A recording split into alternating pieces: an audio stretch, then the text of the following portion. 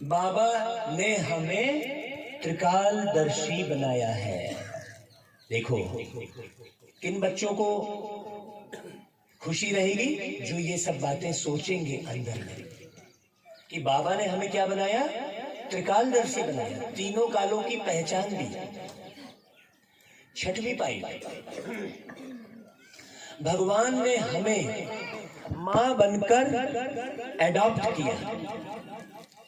भगवान ने हमें क्या किया, मां बनकर एडॉप्ट किया, मतलब गोद में उठाया। हम गॉडली स्टूडेंट हैं, तो जो इस स्मृति में रहते हैं, इस निश्चय के साथ रहते हैं, उन्हें अपार खुशी रहती है। ठीक है ना भाई? अब एक उदाहरण से थोड़ा समझ सकते हैं कैसे सिद्ध होगा कि भगवान धरती पर आया है। आप लोग कैसे मानेंगे, इसे भी थोड़ा समझना जरूरी है। आप अच्छे से समझिए जरा। एक बाप बच्चे को उठाता कब है, जब बच्चा गिर जाता है। तो बाप बच्चे को उठाने के लिए नीचे झुकता है कि नहीं झुकता है? लेकिन कब झुकेगा नीचे, जब बच्चा गिर जाएगा। यदि बच्चा खेलता रहेगा बढ़िया खुशी खुशी, तो वो बाप नीचे झुककर उसको उठाएगा थोड़ी, उसको दूर से देखकर आनंद लेता रहेगा। ऐसे ही हम सब मनुष्य आत्माओं का हाल है। हम आत्मा, शरीर नहीं, हम आत्मा उस परमात्मा के बच्चे हैं। तो वो परमात्मा नीचे कब आया, जब हम आत्माएं क्या हो गई, गिर गई। सतयुग में हम गिरे नहीं थे, त्रेता युग में नहीं गिरे थे, द्वापर युग में नहीं गिरे थे। कहां पर आकर गिर गए हम, कलयुग में हम गिर गए। गिर गए मतलब हमारी तामसी प्रवृत्ति बढ़ गई। हमारे अंदर काम, क्रोध, लोभ, मोह, अहंकार, ईर्ष्या, द्वेष, ग्लानि, निंदा, ये सब प्रवृत्ति हमारी, और इसी प्रवृत्ति में हम नीचे गिर गए। तब भगवान धरती पर आकर हमें वापस ऊपर उठाया। कैसे उठाएगा ऊपर? किसी को भी दुख दूर करने के लिए क्या करते हैं, समझाते हैं ना। किसी का भी दुख दूर करने के लिए, किसी की भी गलत आदतों को छुड़वाने के लिए क्या करते हैं, समझाते हैं ना। तो भगवान भी आकर गोद में कैसे उठाया, समझाकर, ज्ञान सुनाकर। तो अभी बताओ, अभी पूरी दुनिया गिरी हुई है। दुनिया की जितनी मनुष्य आत्माएं हैं सब गिरे हुए हैं कि उठे हुए हैं? आप में से सब बोलिए, गिरे हुए हैं। तो फिर भगवान कब आएगा, सोचो। पूरी दुनिया की जितनी मनुष्य आत्माएं हैं, आप देख रहे हो कि अच्छे अच्छे लोग गिर रहे हैं। बड़े बड़े साधु संत ऋषि मुनियों को आपने गिरते देखा ना, अपनी आंख के सामने देखा ना। नाम लेने की जरूरत नहीं है। जो बड़े बड़े ऋषि मुनि थे, गिरते देखा ना। तो वो परमात्मा कब आएगा भाई? तो जरूर ये मुरली किसकी चल रही है, उस परमात्मा की चल रही है। बहुत ध्यान से सुनना। इसी से सिद्ध हो रहा है कि भगवान धरती पर आया है। और एक बात से सिद्ध हो रहा है, कोई भी मनुष्य आत्मा सभा में क्या बोलेगा, भाइयों और बहनों। मीठे बच्चे नहीं बोलेगा। बोलेगा क्या? मीठे बच्चे कौन बोल सकता है, बाप ही बोल सकता है। तो मुरली मीठे बच्चे से शुरू हो रही है। इससे ये सिद्ध हो रहा है कि ये मुरली किसकी चल रही है, भगवान की चल रही है। अभी तक हम भगवान से मंदिर में जाकर बोलते रहे ऐसा करो वैसा करो, तो भगवान अब आके बोल रहा है कि बच्चे तुम ऐसा करो, है कि नहीं भाई? अब सुनना है आगे। ओम शांति। बच्चों को निश्चय है कि हम आत्मा है। बाबा भगवान हमको पढ़ा रहे हैं। थोड़ा इको कम कर देना। तो बच्चों को बहुत खुशी होनी चाहिए। सम्मुख आने से आत्मा समझती है कि बाबा आया हुआ है सबकी सद्गति करने। सर्व के सद्गति दाता, जीवन मुक्ति दाता वही है, एक परमात्मा। माने यहाँ पर दुनिया में जितनी आत्माएं हैं वो सर्व के सद्गति दाता नहीं है। तो हमको परमात्मा को पहचानना है। बच्चे जानते हैं कि माया क्या करती है, घड़ी घड़ी भुला देती है। माया क्या करती है, माया क्या है, धन दौलत माया है क्या, रिश्ते नाते परिवार माया है क्या? देखो दुनिया में क्या ज्ञान सुनाया गया आपको कि ये धन दौलत घर मकान रिश्ते नाते ये माया है, और लोगों ने घर परिवार और धन दौलत छोड़कर ड्रेस बदलकर जंगल चले गए, आश्रम बना लिए, माया को नहीं समझा। माया क्या चीज है, हमारे अंदर के विकार, ये माया है, बहुत अच्छे से समझना। तो ये अंदर के विकार क्या करते हैं, घड़ी घड़ी भुला देते हैं। परंतु यह तो समझते हैं ना भाई कि हम बाबा के सम्मुख बैठे हैं। आप ये पक्का करके रखेंगे कि बाबा आए हुए हैं। जैसे हमारे हिम्मत भाई को बहुत पक्का है, रात को 11:30 बजे सोए हैं और सवेरे अमृत बेले उठकर सबको जगाना शुरू कर दिए थे। तो ऐसे पक्के होना है जैसे हमारे हिम्मत भाई पक्के हैं। आप हिम्मत भाई को अच्छे से देखना कि हिम्मत भाई किस प्रकार से जीवन जी रहे हैं। जैसे हिम्मत भाई पक्के हैं वैसे ही सब लोगों को हिम्मत भाई बनना है। तो निराकार बाबा इस रथ पर सवार है। जैसे मुसलमान लोग पटका घोड़े पर रखते हैं, बाबा ने उदाहरण दिया है, उसे हुसैन का घोड़ा कहते हैं। हुसैन किसको बोल रहे हैं मुसलमान लोग, उसी परमात्मा को। बहुत अच्छे से समझना। तो यहां पर हुसैन का घोड़ा कौन है, ब्रह्मा बाबा। एक ब्रह्मा बाबा की तस्वीर सबने देखी है, जरा हाथ खड़ा करें जिन्होंने ब्रह्मा बाबा को देखा तस्वीर, बहुत अच्छा। तो ये हुसैन का घोड़ा, कहेंगे इस घोड़े पर मोहम्मद की सवारी है। मोहम्मद का मतलब क्या होता है, अब मोहम्मद शब्द बोला, बहुत लोग मेरे को फोन करते हैं और कहते हैं कि आपकी मुरली में तो मुस्लिम धर्म की बात चल रही है, ऐसा बोल देते हैं। मोहम्मद का अर्थ क्या है, जो मद से परे हो, अभिमान से और मोहब्बत में डूबा हो, जो मोहब्बत से भरा हुआ हो और मद से परे हो, वो है मोहम्मद। जो एक एक आत्मा से प्रीत रखता हो, वो कौन रखेगा, वो परमात्मा ही रखेगा ना। आपको साथ कौन देगा, आपको साथ वही देगा जिसका अपना कोई घर बार नहीं है। ओके, आपको साथ वही देगा जिसका अपना कोई परिवार नहीं है। आपको साथ वही देगा जिसको अपना कोई शरीर नहीं है। बहुत ध्यान से सुनना। और साथी किसको बनाना है, इसलिए हमने गीत अब मेरा घर फिर सुनाएंगे आपको बाद में। तो साथ कौन देगा, साथ देगा वो निराकार परमात्मा। क्यों, क्योंकि उनका अपना कोई शरीर नहीं है। मैं आपका सदा साथ नहीं दे सकता, हिम्मत भाई आपका सदा साथ नहीं दे सकते, शिव भाई नहीं दे सकते। सदा साथ कौन देगा, सदा शिव देगा। शिव के सामने ही क्या लगा हुआ है, सदा शब्द लगा है, बाकी किसी के नाम के आगे सदा शब्द नहीं लगा है। ये ध्यान से समझना आप अच्छे से। तो वो निराकार की वाणी चल रही है। वो निराकार भी कैसे आता है धरती पर, बोलने के लिए एक मुख चाहिए ना भाई। जैसे मैं एक आत्मा हूं, बोलने के लिए मैंने एक मुख लिया हुआ है, वैसे ही वो परमात्मा भी, उसका अपना शरीर नहीं होता, बोलने के लिए एक मुख लेता है। तो ब्रह्मा हुसैन का घोड़ा है, ये बहुत अच्छे से समझना। तो बाबा कहते हैं कि बच्चे तुम मुझे याद करोगे सही अर्थों में जानकर समझकर, तो तुम्हारे पाप कटेंगे। जब तक सही याद नहीं होगी तब तक पाप नहीं कटेंगे। तो बाबा कहता है कि जिस प्रकार हुसैन के घोड़े में मोहम्मद की सवारी दिखाते हैं, निशानी रख देते हैं, यहां तो है निराकार बाबा की प्रवेशता। यहां मुरली किसकी चल रही है, निराकार बाबा की मुरली चल रही है। वो दाढ़ी वाला बाबा या शरीरधारी बाबा नहीं है। बच्चों को बहुत खुशी होनी चाहिए। स्वर्ग का मालिक बनाने वाला बाबा व विश्व का मालिक बनाने वाला बाबा आ गया है? बाबा है गीता का सच्चा सच्चा भगवान। कौन बाबा, एक स्वर में बोलो, शिव बाबा। बोलो, आप बोलो भाई लोग, शिव बाबा। तो बाबा कहते हैं कि आत्मा की बुद्धि बाप की तरफ चली जाती है।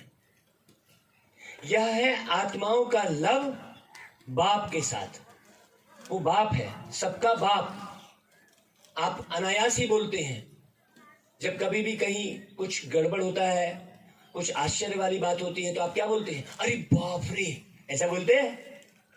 अरे दादा रे, ऐसा बोलते हैं ना हिम्मत भाई।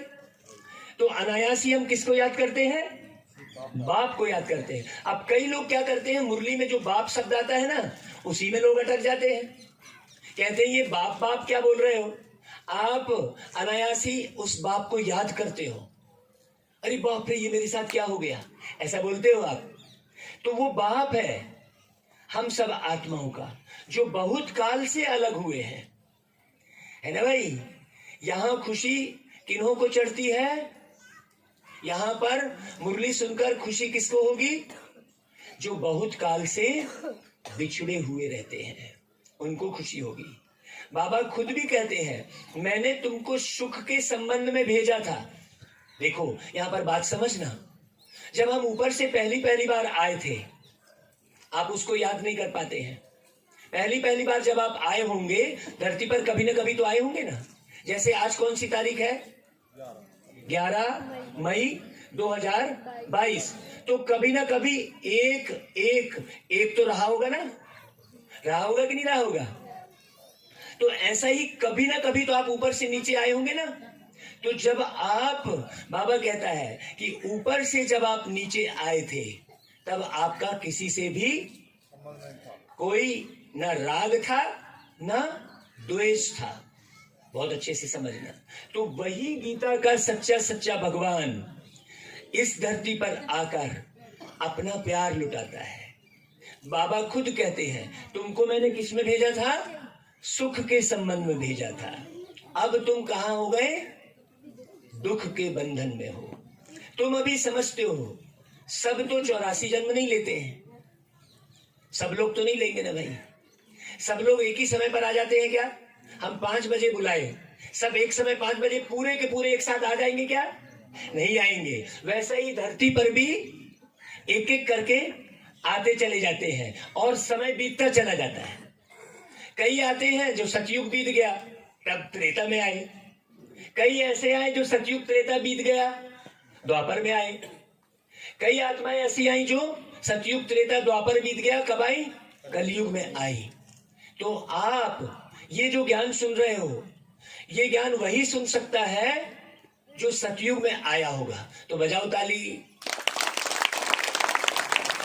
क्यों बजाई भाई ताली?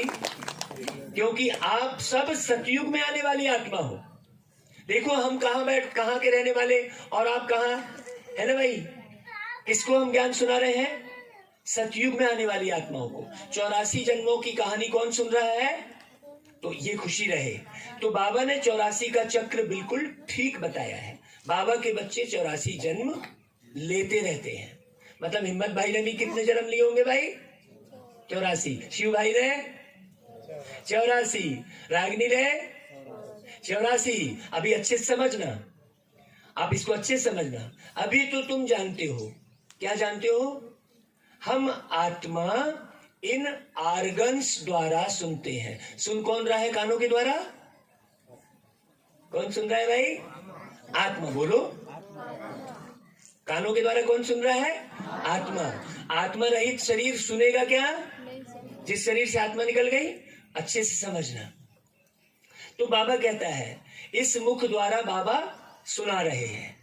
खुद कहते हैं मुझे इन आर्गन्स का आधार लेना पड़ता है, तो इनका नाम ब्रह्मा रखना पड़े। ब्रह्मा ही नाम क्यों रखते हैं? क्योंकि ब्रह्मलोक का रहने वाला आया है देने को ज्ञान। ब्रह्मलोक का रहने वाला आया है देने को ज्ञान। वो था ब्रह्मा के तन में, वो था ब्रह्मा के तन में, किसी किसी ने लिया पहचान। तो भगवान को अच्छे से पहचान। तो ब्रह्मा नाम क्यों पड़ा? ब्रह्मा नाम पड़ा क्योंकि वो ब्रह्मलोक का रहने वाला है और ब्रह्मलोक को छोड़कर एक मानवीय तन का आधार लिया है, इसलिए उसे क्या कहना पड़ा? ब्रह्मा। बहुत अच्छे समझना। प्रजापिता ब्रह्मा तो मनुष्य चाहिए ना भाई। अब मछली के शरीर में प्रवेश करके कैसे ज्ञान सुनाएंगे? क्या शरीर चाहिए? कौन सा शरीर चाहिए? भगवान को भी मनुष्य शरीर चाहिए। अब लोगों ने मछली अवतार दिखा दिया, मत्स्य अवतार। लोगों ने भगवान का सूकर अवतार दिखा दिया। अब सुअर के अंदर में प्रवेश करके ज्ञान सुनाएंगे क्या? नहीं।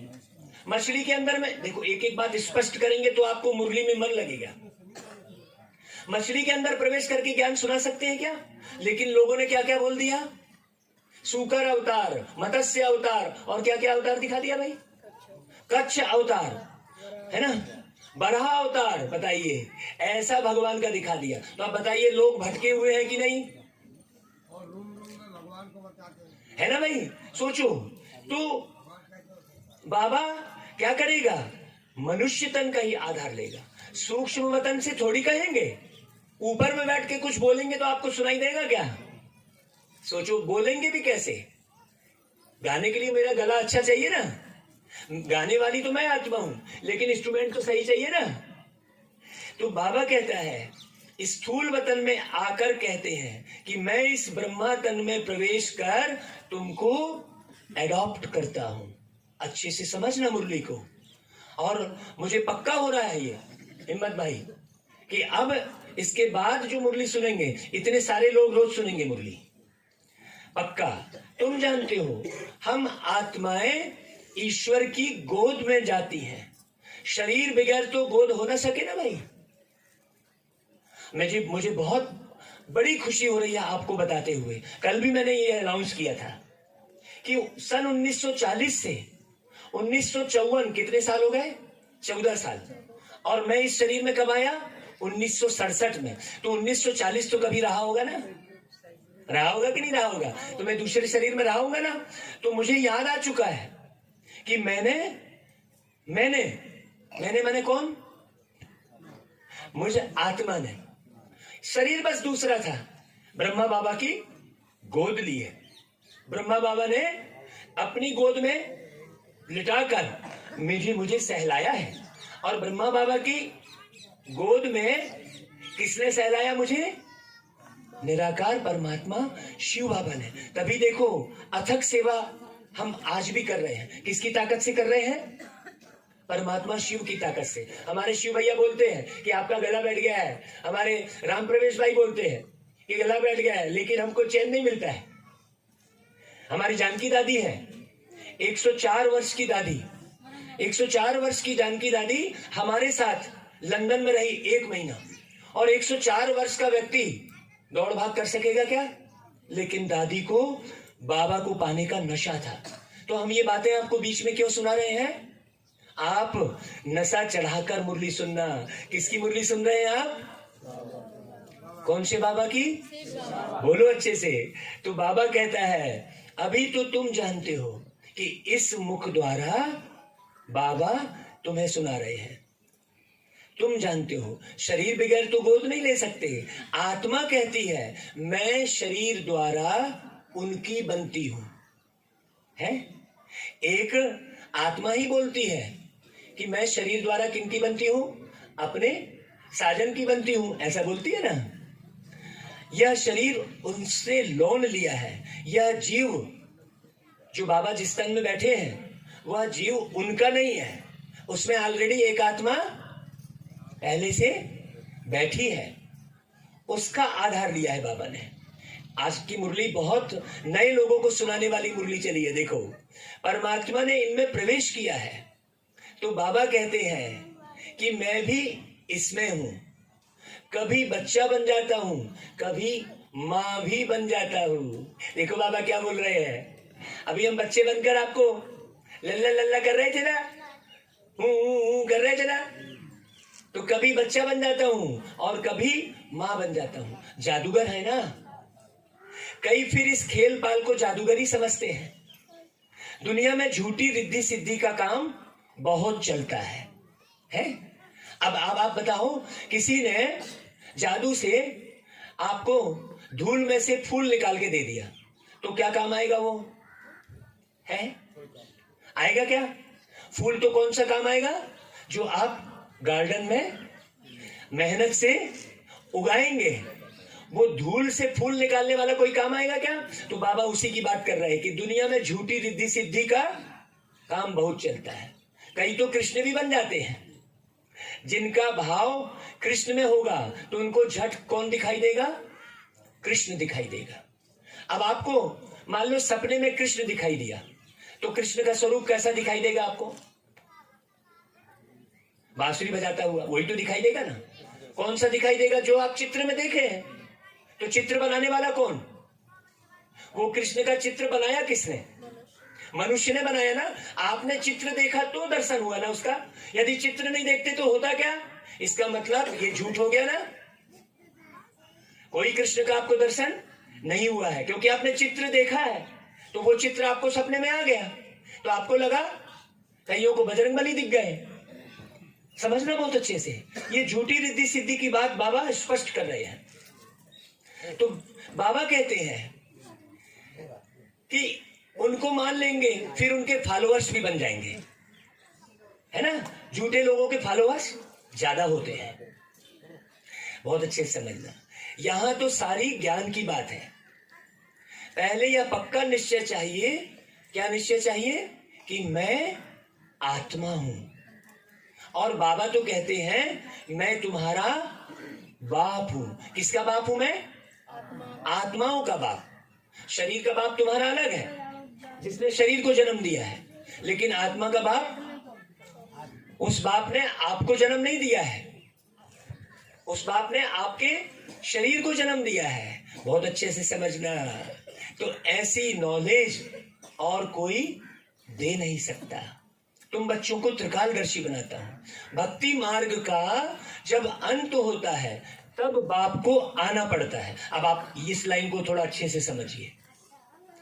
भगवान आकर मुरली चलाया है, इसका मतलब अब भक्ति मार्ग का अंत होगा। और जो भक्ति मार्ग में डूबा रहेगा, उससे पैसे कमाता रहेगा, उसको यह ज्ञान अच्छा नहीं लगेगा। क्यों?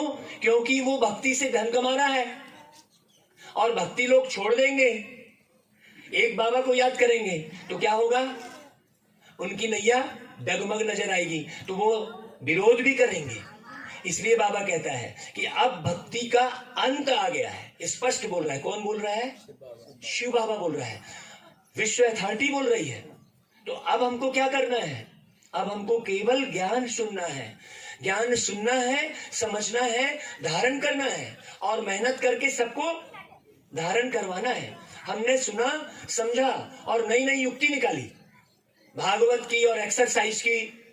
अभी हमने एक्सरसाइज के नाम से आपको बुलाया, इतने सारे लोग आ गए। यदि मुरली सुनने आओ बोलते तो आ रहे थे क्या? नहीं आते। बोलो। तो भगवान ने कहा कि बच्चे युक्ति निकालो लोगों को बुलाने की। तो बाबा कहता है यहां तो सारी ज्ञान की बात है। भल बहुतों को शिव के लिंग का, अभी फिर ध्यान से सुनना, कृष्ण का साक्षात्कार हुआ, बहुतों को शिव के लिंग का और अखंड ज्योति स्वरूप का साक्षात्कार होता है। तो ज्योति भी आप खुद जला रहे होते हो, देखते हो। शिवलिंग भी आपने ही बनाई है। तो जो देखा है इन आंखों से वो साक्षात्कार हो रहा है, तो वो थोड़ी बात समझ में आएगी, है कि नहीं भाई?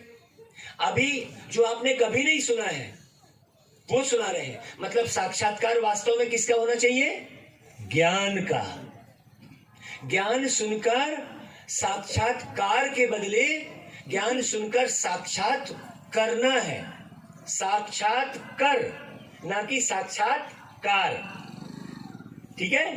प्रत्यक्ष में करो। तो जैसी जिसकी भावना होती है तो वह मैं पूरी करता हूं, परंतु मेरे से कोई मिलता ही नहीं है, क्योंकि बाबा का स्वरूप तो बिल्कुल अलग है। मेरे को तो पहचानते ही नहीं है। तो अभी तो तुम समझते हो बाबा भी बिंदी है और हम सब भी बिंदी है। पेन के पॉइंट से भी छोटे हैं। पेन का पॉइंट कागज में लगाएंगे तो दिखाई देगा, लेकिन एक आत्मा जब शरीर छोड़ के निकलती है तो दिखाई देती है क्या? मतलब पेन के पॉइंट से भी आप कैसे हो? पेन के पॉइंट से भी आप कैसे हो? छोटे हो। तो जब आप पेन के पॉइंट से भी छोटे हो तो अभिमान क्यों करते हो? क्योंकि हमें ज्ञान नहीं है कि हम तो बहुत छोटे हैं भाई, और हम बड़ा समझने लगते हैं तो अभिमान आने लगता है। तो अभिमान को खत्म करने का कितना सरल ज्ञान सुनाया बाबा ने कि तुम कौन हो? बिंदी हो, अति सूक्ष्म बिंदी हो तुम। तो समझना अच्छे से। तो यह किसको मालूम नहीं है कि हम आत्मा परम धाम की रहने वाली है। हम आत्मा में यह नॉलेज है ना भाई? तुम आत्मा में यह नॉलेज जा रही है। किस में नॉलेज जा रही है? कान के द्वारा सुनकर नॉलेज कहाँ जा रही है? आत्मा में, शरीर में थोड़ी। ये आत्मा में नॉलेज जा रही है, तो नॉलेज के आधार पर आप आगे जन्म लेंगे। बहुत अच्छे से समझना। जब तुम बाबा के सामने आकर बैठ जाते हो तो रोमांच खड़े हो जाते हैं। ओहो, शिव बाबा जो ज्ञान के सागर हैं, वाह, हमको इसमें बैठ पढ़ाते हैं। ये नशा आता है। अरे वाह, हमको आज भी वही नशा है। अरे वाह, बाबा हमको पढ़ा रहे हैं। तो बाकी कृष्ण व गोपियों की तो बात ही नहीं है। अब लोग कृष्ण और गोपियां दिखाते रहते हैं। ना यहाँ ना सतयुग में होंगे।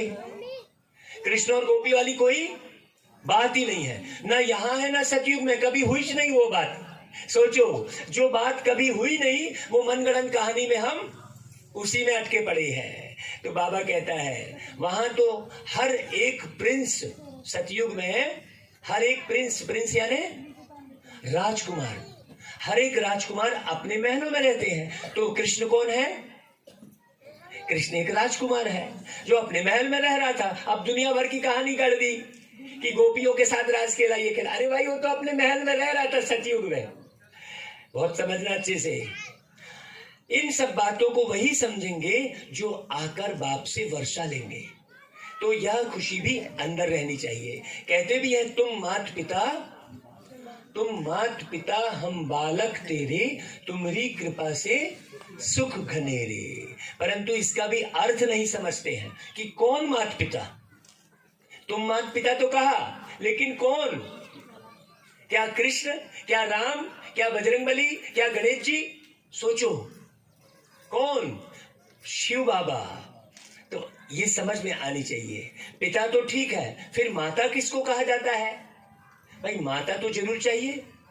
इस माता की कोई माता हो ना सके। अभी ब्रह्मा की कौन है माँ? बता दो भला, कोई बता दे, कोई बता दे। ब्रह्मा तो करते हैं, लेकिन ब्रह्मा के माँ बाप कौन है? कोई बताए?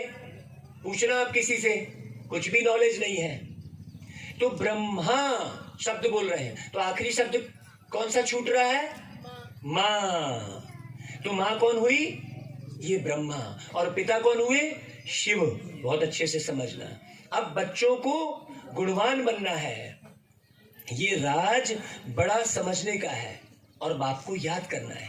बाप कहते हैं तुम्हारे में भी कोई अब अवगुण नहीं होने चाहिए। जरा झांकना अच्छे से। बाबा क्या बोल रहा है? आज पक्का करना कि अब हमारे अंदर कोई नहीं। तो लोग क्या कहेंगे? ये भगवान की मुरली सुन रहा है और इस तरीके से बात कर रहा है, ऐसे बोलेंगे ना भाई।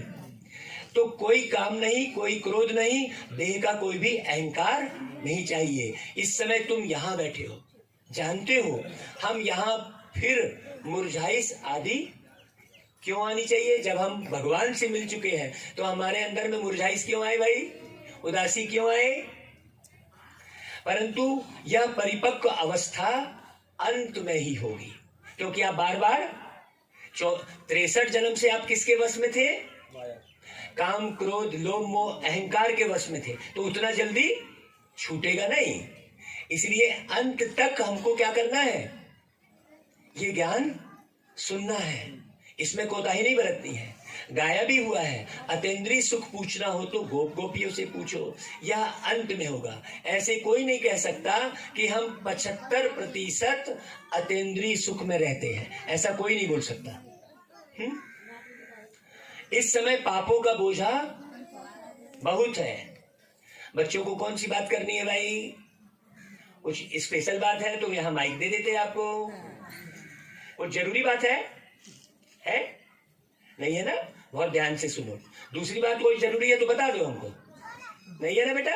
हाँ, बाबा की मुरली चल रही है। तो इस समय पापों का बोझा बहुत है, चाहे बच्चे भी हैं चाहे बड़े भी हैं। ये बच्चा भी है तो कई किस्म के पाप करके आया होगा, इसके पिछले जन्म में ढेर सारे पाप किया होगा, तब तो कोई बच्चा अंधा, कोई लूला, कोई लंगड़ा पैदा हो रहा है कि नहीं? आपको हम ऐसे ऐसे वीडियो दिखाएंगे, अगर आप प्रोजेक्टर दिखा दो, ले आते हो भैया, तो रामलीला से ज्यादा अच्छा, रामलीला जो कर रहे हो उससे ज्यादा अच्छा वो प्रोजेक्टर में अच्छी अच्छी वीडियो दिखाना होगा और समझाना होगा, लोगों को पक्का होगा, आत्मज्ञान पक्का होगा। लोग चाहे कुछ भी कहें, हमें लोगों के कहने पर नहीं आना है, हमें दुनिया वालों के कहने पर नहीं आना है, हमें दुनिया के मालिक का ही सुनना है, बस दुनिया वालों को नहीं सुनना है। नहीं तो कोई बोलेगा ऐसे मुरली चलाओ, कोई बोलेगा ऐसे भागवत सुनाओ, तो हम सबकी सुनते रहेंगे तो वो भागवत ही बिगड़ जाएगी, है ना भाई? तो बाबा कहता है कि इस समय पापों का बोझा बहुत है। अभी हम कहां बैठे हैं? कलयुग के अंत में बैठे हैं। तो पापों का बोझा कितने जन्मों का है? एक जन्म का है क्या? 63 जन्म का पापों का बोझा है, इसे अच्छे से समझना। तो बाबा कहता है इन पापों का बोझा खत्म करने के लिए निरंतर ज्ञान और योग में रहना होगा। गुरु कृपा से वह गंगा स्नान से पाप नहीं कट सकते हैं, बाप अंत में ही आकर नॉलेज देते हैं, है ना भाई? दिखाते हैं कन्या द्वारा बाण मरवाए और मर गए, ये दिखाते हैं। फिर मरने के समय गंगा जल पिलाया। तुम जब बेहोश हो जाते हो तो तुमको बाबा याद दिलाता है, बाबा की याद दिलाई जाती है। मामेकम याद करो, ये गीता में लिखा है? गीता में क्या लिखा है? अहम आत्मा मम शरीरा, ये गीता में लिखा है, लेकिन कोई नहीं समझ पाया। गीता में लिखा है ये अहम आत्मा मम शरीरा, मतलब मैं एक आत्मा हूं और मेरा ये शरीर है। बहुत अच्छे से समझना। तो ऐसे नहीं कोई याद कराए, शरीर छोड़ने के समय आप ही याद आवे। हाँ, बाबा क्या बोल रहा है? आपको शरीर छोड़ते समय किसकी याद आए? अब गंगा जल क्या काम आएगा भाई शरीर छोड़ते समय? बताइए। अब आप खुद डिसीजन लीजिए। लोग मृत्यु के समय मुख में क्या डालते हैं? तो गंगा जल याद करेगा तो क्या कर लेगा वो? क्या जल में डूबेगा? अंतमति सो गति लिखा है गीता में। तो अंत समय किसकी याद आए? अब बजरंगबली की याद आएगी तो है कहां पर बजरंगबली? आपको पता ही नहीं है। गणेश जी याद आएंगे तो कहां है? सोचने की बात है। तो परमात्मा कहां रहता है? परम धाम में। तो मुरली के माध्यम से आप अच्छे से समझेंगे रोज, एक दिन में समझ में नहीं आएगा। अभी जो हम आपको इतनी समझा के मुरली सुना रहे हैं उसका कारण क्या है? कि हम सारे दिन में 12 बार मुरली सुनते और पढ़ते हैं। ये जो मुरली आपको सुना रहे हैं ना, ये हम दिन भर में 12 बार सुनते रहते हैं कमरे में बैठकर। और मान लो हम गाड़ी भी चला रहे हैं तो हम हेडफोन लगाकर मुरली सुनते रहते हैं। आपको इतनी बार सुनना है, सोचिए। सारे दिन में 12 बार। हमारी जानकी दादी, आज जो जानकी दादी बनी है, most stable mind in the world, पूरे संसार है, पूरे कोई बात नहीं, पूरे संसार में most stable mind in the world कौन बना? जानकी दादी। मैंने पूरे संसार में उनके जैसा स्थिर मन ये वैज्ञानिकों ने घोषित किया। तो कैसे हुआ? यही मुरली सुनकर, वही मुरली सुना रहे हैं जिसको सुनकर जानकी दादी मोस्ट स्टेबल माइंड बनी। बहुत अच्छे से समझना।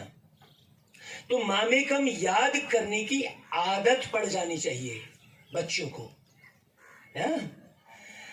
तो शरीर छोड़ने के बाद आप ही याद आए, बगैर किसकी मदद के बाबा को याद करना है। क्या बोला बाबा ने? बगैर किसी मदद के। गीत बजाकर, लाल लाइट जलाकर आपको बाबा की याद आ रही है? नहीं, आपको बगैर मदद के याद आए ऐसा पुरुषार्थ करना है। हाँ, वे लोग तो मंत्र देते हैं, वह तो कॉमन बात है। अब आपकी बुद्धि कहां फंसी है? मंत्र में फंसी है। बहुत समझना अच्छे से। उस समय बहुत मारामारी आदि होती है। अंत समय में आपको कोई मंत्र देने वाला नहीं मिलेगा। अब यूक्रेन और रूस का जो युद्ध हुआ तो कौन कौन किसके में रहा होगा बताइए, सोचिए, कौन दाह संस्कार करेगा, कौन तेरही करेगा? अभी तो हम परिपाटी में चल रहे हैं एक साथ। अब जैसे यूक्रेन में हुआ, क्या यहां नहीं हो सकता? क्या गारंटी है कि यहां नहीं होगा?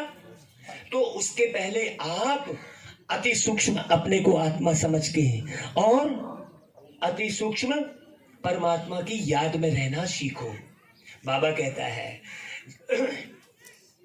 कि हम आत्मा परम धाम में रहने वाली है। जब तुम बाबा के सामने आकर बैठ जाते हो तो ये समझो, ओहो शिव बाबा हमको ऐसी मुरली सुना रहे हैं, बाकी गोपियों आदि की तो कोई बात नहीं है। बाबा कहते हैं कि बच्चे आप ही याद आए, वह बहुत मारामारी जब चलेगी तो तुम्हें यही याद काम आएगी। तुम भिन्न भिन्न स्थान पर रहते हो भाई, आप अपना स्थान तो नहीं छोड़ देंगे ना।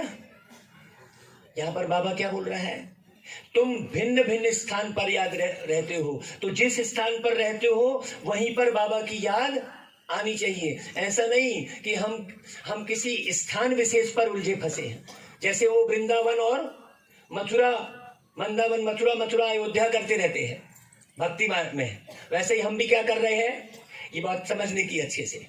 बाबा कहता है उस समय ऐसे नहीं कहेंगे शिव शिव कहो, उस समय पूरी याद चाहिए, लव चाहिए। आप जब आपको जब अपने पिता की याद आती है, आपको जब अपने पिता की याद आती है तो क्या नाम जपते हो? बोलो बोलो बच्चों, याद आती है ना। हम आपको क्लियर करने के लिए बात समझा रहे हैं। लेकिन दुनिया में भगवान की याद कैसे करते हैं? नाम जप के करते हैं। वो याद कहलाएगी? नहीं कहलाएगी ना। समझना अच्छे से, बाबा भी यही कह रहा है। ऐसा नहीं है कि कोई मेरा नाम जपना है, शिव शिव बोलना है, ऐसा भी नहीं है। पूरी याद चाहिए, लव चाहिए, तभी नंबर 1 पद प्राप्त हो सकेंगे। तुम बच्चे जानते हो मैं तुम्हारा बाप हूं। कल्प पहले भी तुम बच्चों को गुलगुल बनाया था। कौन बोल सकता है ऐसा भाई कि मैं तुम्हारा बाप हूं, कल्प पहले भी गुलगुल बनाया था। सतयुग में योग बल से फूल बच्चे पैदा होंगे। दुख देने वाली चीज वहां कोई होती नहीं। कहां पर? सतयुग में दुख देने वाली कोई चीज होती नहीं। नाम ही है क्या? स्वर्ग। परंतु वहां कौन निवास करते हैं? स्वर्ग में कौन निवास करते हैं? यहां तो आपको स्वर्गवासी बनना है बोलेंगे तो आप घबरा जाएंगे, डर जाएंगे। जबकि स्वर्ग में कौन रहता है? साकार शरीर में। जैसे आप एक शरीर में बैठे हो, वैसे ही स्वर्ग में भी आप, ऐसा ही आपका एक बहुत सुंदर शरीर होगा। अभी तो बंदर जैसा शरीर है सबका, सबके गाल पेचके पेचके है ना, बंदर जैसा शरीर है मेरा भी। देखो बंदर जैसा चेहरा दिख रहा है कि नहीं दिख रहा है? समझने की बात है। यहां तो सबके शरीर कैसे हैं? हाँ, बहुत अच्छे से समझना। वहां पर बहुत सुंदर शरीर होंगे, बहुत सुंदर दुनिया होगी, परंतु कौन निवास करेंगे ये हम ही जान रहे हैं। शास्त्रों में ऐसी बहुत बातें लिख दी है। वहां भी हिरण्यकश्यप आदि थे, ऐसा शास्त्रों में लिख दिए है। हमारे शिव भाई क्या बांट रहे हैं भाई, क्या बांट रहे हैं? इसको पश्चिम देशों में लिथियम डायनामाइट बोलते हैं। तो इसे मुरली के बाद बांटेंगे ना। जिसको नींद आ रही है ना थोड़ा ऐसा, अच्छा, उसको दे रहा। कोई बात नहीं है। जो जागे सो पाए, जो सोए सो खोए। यदि आपको नींद आ रही है इसका मतलब आप सतयुग के नहीं है। हाँ, बहुत अच्छे से समझना। तो लोगों ने क्या कर दिया है, हिरण्यकश्यप को कहां दिखा दिया? सतयुग में दिखा दिया। सतयुग में क्यों हिरण्यकश्यप आएगा भाई, जबकि उसका नाम ही सतयुग है। सतयुग मतलब सच्चा बोलने वाला युग। जहां सच्चाई है वहां लड़ाई होगी क्या? नहीं होगी। तो फिर हिरण्यकश्यप लड़ने वाला कहां से आ गया? सोचने की बात है, कितनी गलत कहानी है। तो यह सब है भक्ति की सामग्री। भक्ति भी पहले सतो प्रधान होती है, पीछे धीरे धीरे तमो प्रधान होती जाती है। अभी कितनी तमो प्रधान भक्ति है? गणेश जी का विसर्जन करते हैं और गीत क्या बजाते हैं? नायक नहीं खलनायक हूं मैं, ऐसा गीत बजाते हैं। गणेश जी का विसर्जन कर रहे होते हैं और शराब पिए होते हैं। सोचिए आप, दुर्गा जी का विसर्जन कर रहे होते हैं और शराब पिए होते हैं। अब आप सोचो आपका धन कहाँ खर्च कर रहे हो आप, सोचो आप चंदा कहाँ दे रहे हो, तो आपका धन बर्बाद हुआ कि नहीं हुआ? आपको धन कहाँ खर्च करना चाहिए? बाबा की मुरली जहां चल रही है वहां धन खर्च करना चाहिए, जहां सही में ईश्वरी कार्य चल रहा है। लेकिन आपको ज्ञान नहीं होने के कारण आप क्या करते हो, वो गणेश जी बिठाते हैं, दुर्गा जी बिठाते हैं, वहां भरपूर खूब चंदा देते हो, तो देखो कितना खर्चा करते हैं वो। बाबा कहते हैं बच्चे मैं तुमको आसमान पर चढ़ाता हूं, तुम धीरे धीरे नीचे आ जाते हो। मनुष्य कोई की महिमा है ही नहीं, सर्व का सदगति दाता एक ही बाप है। बाकी गुरु लोग अनेक प्रकार की तीर्थ यात्रा आदि सिखलाते हैं। अब आप अमरनाथ में गए, क्या देखे आपने अमरनाथ में? वही बर्फ का शिवलिंग। आप किसी से बातचीत, भगवान से बातचीत तो नहीं किए, आपने वहां शिवलिंग देखकर आ गए, आपको मिला क्या? सोचो यहां आपको क्या मिल रहा है? भगवान की वाणी सुनने मिल रही है, समझने मिल रही है। तो बाबा कहता है बाकी तो आपको नीचे ही गिराते रहते हैं। भक्ति मार्ग में मीरा को भल साक्षात्कार हुआ, परंतु वह कोई विश्व की मालिक थोड़ी ही बनी, वो तो महल को छोड़कर वैरागी बन गई। और सोचो ज्ञान नहीं होने के कारण तुमको तो बाबा कहते हैं जिन्न बनो, तुमको काम देता हूं, सिर्फ अलफ बे को याद करते रहो। अलफ यानी शिव बाबा और बे यानी बादशाही सतयुग को याद करते रहो। अगर थक जाएंगे, याद नहीं करेंगे तो माया कच्चा खा जाएगी। यदि आप बाबा को याद नहीं करेंगे तो कोई ना कोई जरूर याद आएगा, कोई वस्तु, कोई व्यक्ति, किसी का व्यवहार, वही याद आएगा आपको, क्योंकि बिना याद के तो आप रह ही नहीं सकते। अभी मैं बोलूंगा चलिए 1 सेकंड के लिए आप कमर सीधी करके बैठ जाइए, 1 सेकंड के लिए, थोड़ी देर के लिए, और कहूंगा कि एक भी संकल्प नहीं चलाएं। देखते हैं कौन कौन पास होता है, जरा बैठिए तो जरा।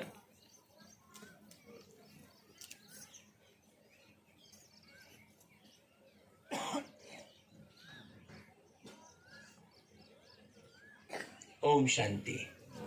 ये थोड़ी देर में आपने कोई भी संकल्प नहीं चलाया, बताओ, कोई भी संकल्प नहीं चलाया क्या? नहीं चलाया। आपने ये तो सोचा ना कि मैं कोई संकल्प नहीं करूंगा, तो ये भी तो संकल्प है। मैं बिल्कुल नहीं सोचूंगा, बिल्कुल नहीं सोचूंगा। अब मैं ऐसा बैठता हूं तो मैं बिल्कुल नहीं सोचूंगा, ये भी तो सोच रहे हो आप है? तो बिना सोचे आप रह ही नहीं सकते। इसीलिए हमने गीत सुनाया, आपने मोबाइल में हमारी आवाज में गीत रिकॉर्ड है, जैसा सोचोगे तुम वैसा बन जाओगे। तो अब याद किसको करना है? बाबा को याद करना है। बाबा फिर से हमको राज्य भाग दे रहे हैं, ये याद करना है। याद में बैठने से खुशी चढ़ती है। बाबा हमको विश्व का मालिक बनाते हैं। एक कहानी भी है, जिन्न खा गया। बाबा भी कहते हैं तुम याद नहीं करेंगे तो माया कच्चा खा जाएगी। याद में बैठने से खुशी चढ़ती है। बाबा हमको विश्व का मालिक बनाते हैं। तुम आत्माएं सुनती हो, मीठे लाडले बच्चे। देखो बाबा क्या बोल रहा है, मुरली में लिखा है, मीठे लाडले बच्चे मैं तुमको मुक्ति धाम में ले चलने आया हूं। कौन बोलेगा ऐसा? आज तक कोई साधु सन्यासी बोला क्या कि मैं तुमको मुक्ति धाम में ले चलने आया हूं? सोचो, भल वापिस जाने की कोशिश बहुत करते हैं, परंतु कोई जा नहीं सकते। अगर चले जाते तो जनसंख्या इतनी बढ़ती क्या? जो आए थे वो वापस चले जाते तो बैलेंस रहता यहाँ पर, लेकिन जो आए थे वो गए ही नहीं। बहुत अच्छे से समझना। बाबा कहते हैं कलयुग के बाद सतयुग, रात के बाद दिन जरूर आना ही है। तुम जानते हो सतयुग में हम ही होंगे। बाबा फिर से हमको राज्य भाग्य देते हैं। खुशी का पारा चढ़ेगा अंत में, जब फाइनल होंगे, विनाश हो जाएगा। आज सवेरे हम रागिनी से यही बात कर रहे थे कि विनाश के समय भगवान की याद किसको आएगी, भगवान का डायरेक्शन किसको समझ में आएगा? नहीं तो मर जाएंगे आप बचा नहीं पाएंगे अपने आप को। छत गिरी, छत से गिर के दब के गए। तो जब आप बचेंगे ही नहीं तो सतयुग में आएंगे कैसे?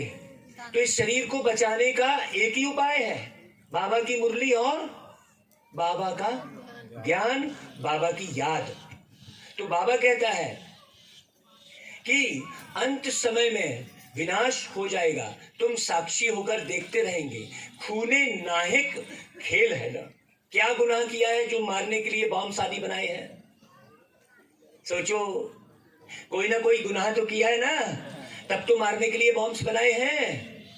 मरेंगे तो सही, वह भी समझते हैं हमको कोई प्रेर रहा है, जो नहीं चाहते भी हम यह बॉम्ब शादी बना रहे हैं। वो लोग बोलते हैं खर्चा तो बहुत होता है, ड्रामा में नून है, इससे विनाश होना ही है। अनेक धर्म बीच एक धर्म राज्य कर न सके।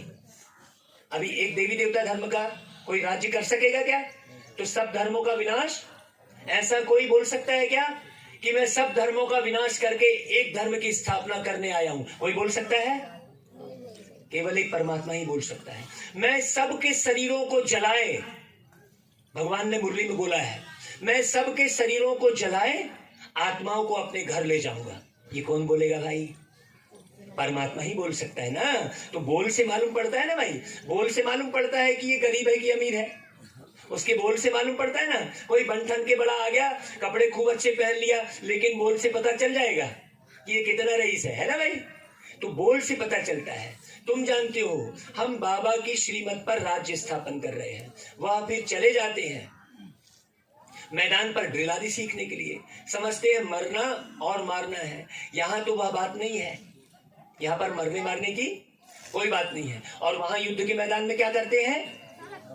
ये इसी उद्देश्य से जाते हैं, मरेंगे या मारेंगे, यही करते जाते हैं ना भाई।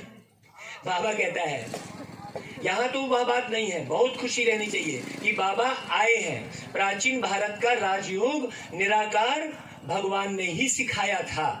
नाम बदलकर कृष्ण रख दिया है। अब कृष्ण रखने से क्या हो गया भाई? कृष्ण का नाम रखने से कोई क्या गलती होगी पता है आपको?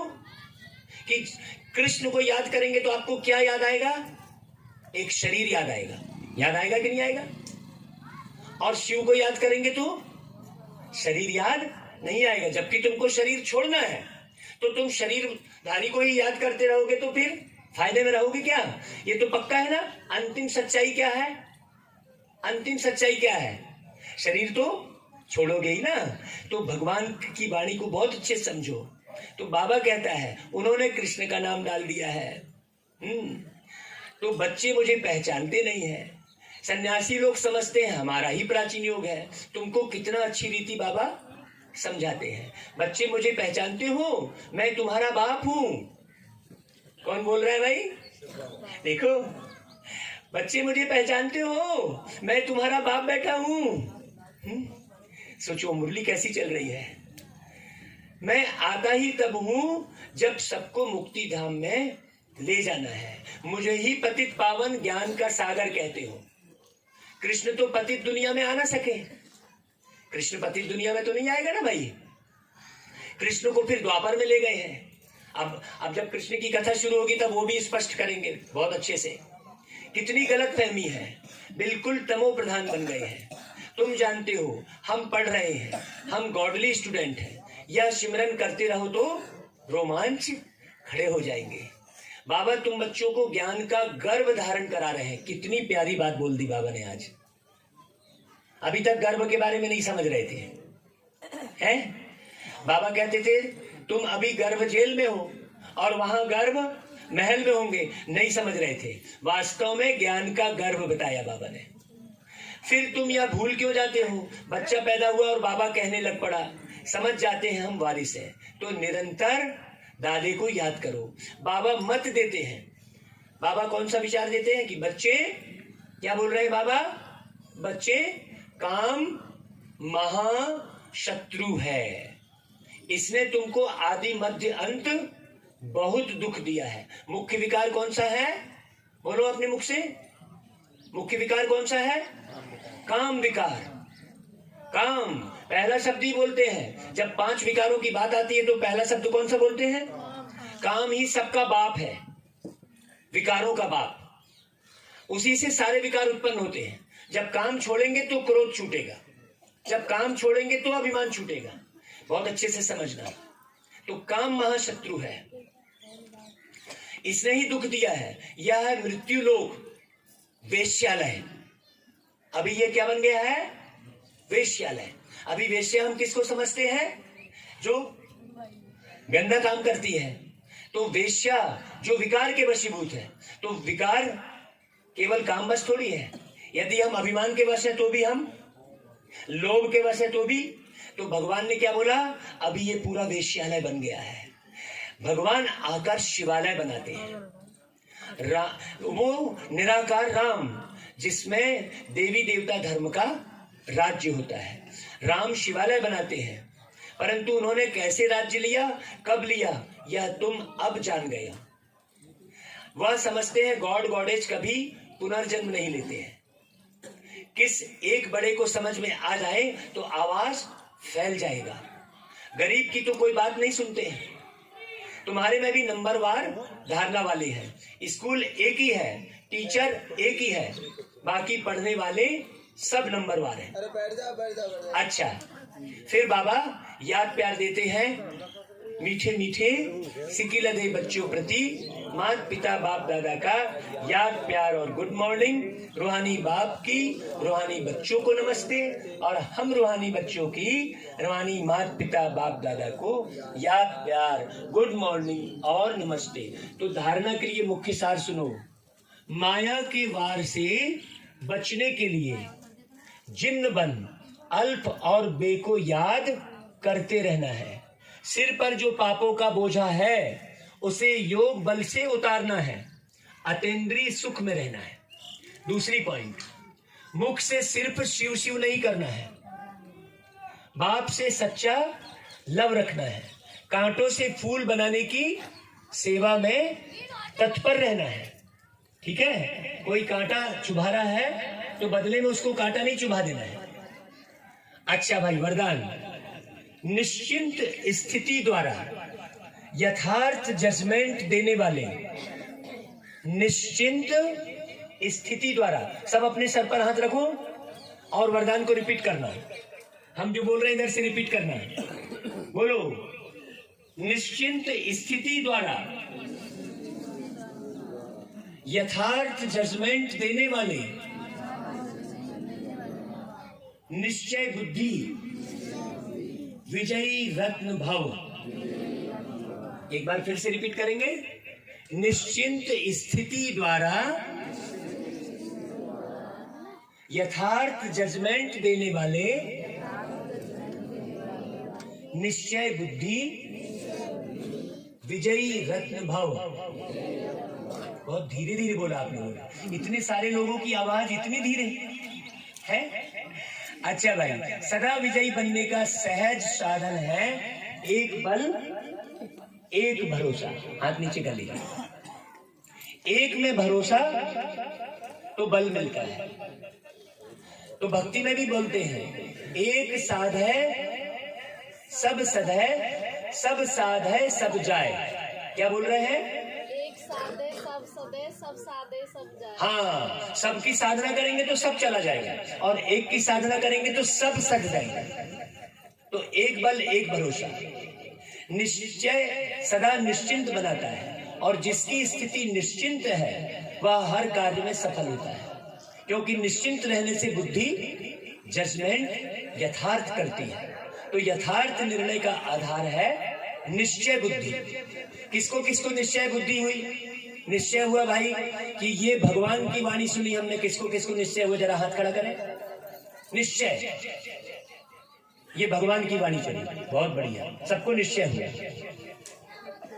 सोचने की भी आवश्यकता नहीं, क्योंकि फॉलो फादर करना है, कदम पर कदम रखना है। जो श्रीमत मिलती है उसी प्रमाण चलना है। सिर्फ श्रीमत के कदम पर कदम रखते चलो तो विजयी रत्न बन जाएंगे। अच्छा भाई, स्लोगन सुनो। स्लोगन, मन में सर्व के प्रति, मन में सर्व के प्रति, क्या बोला? सर्व माने सबके प्रति कल्याण की भावना रखना ही विश्व कल्याणकारी बनना है। सर्व के प्रति कल्याण की भावना।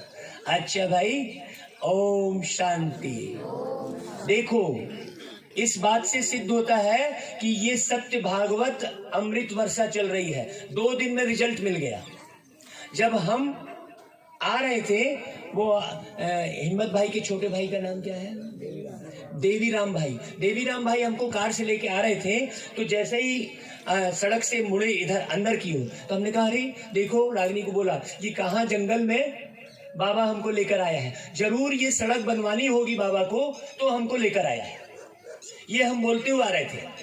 और जब रथ यात्रा निकली, शोभा यात्रा, तो हम रथ पर बैठकर रागिनी से यही बात कर रहे थे कि इस दिशा में भगवान घुमा रहा है इस रोड पर, तो जरूर ये रोड बनने वाली है। क्या रिजल्ट निकली? 2 दिन में, 1 हफ्ता भी पूरा नहीं हुआ, भगवान ने क्या रिजल्ट दी। तो इससे सिद्ध होता है किसकी भागवत चल रही है? निराकार परमात्मा शिव बाबा की भागवत चल रही है। किसने ये वरदान दे दिया? तालियां बजाओ भाई। जो वर्षों से बंद पड़ी थी, है ना भाई, वो आज फाइनल हो गया कल, है ना भाई। चलो भाई, ओम शांति। और क्या आगे